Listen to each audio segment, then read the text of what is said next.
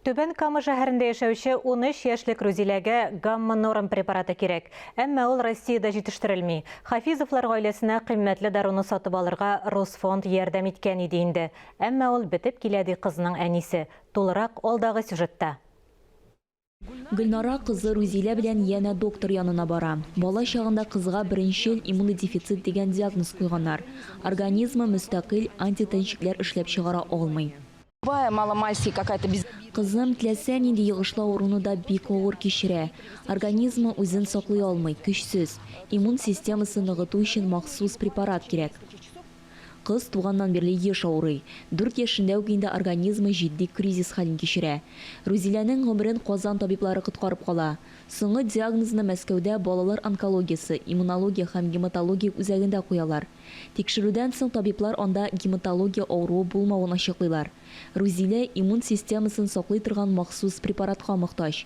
Башка дарулар аңа берничек тә ярдәм итмәгән. Подбирались различные иммуноглобулины. Без аңа төрле даруларны биреп карадык, тик аларны куллану файда бирмәде. Киресенчә, кан басымында үзгәрешләр булды, тән температурасы күтәрелде, күңеле булганып торды.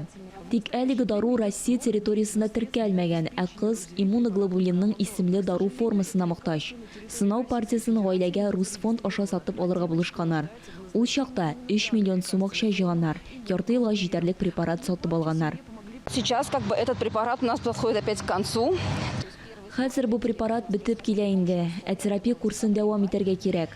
Русфонд һәм аерым кешеләр ярдәме белән дәвалау курсын дәвам итәрбез дип өметләнәбез. Рузиләнең киләчәккә планнары зурдан. Ул флейтада уйный, ат спорты белән шөгыльләнә, яхшы укый, атлар фермасына ачарга хыялына. Я планирую оставаться с животными, быть ветеринаром, открыть свою конюшню. Рузиләгә без бергәләп ярдәм итә алабыз. Моның өчен 5542 номерына дети сүзен язып, СМС җибәргә кирәк. Бер хәбәрнең бәясе 75 сум. Айзилә Батырханова, Светлана Шумкова, Максим Липин, Татарстан яңалыклары.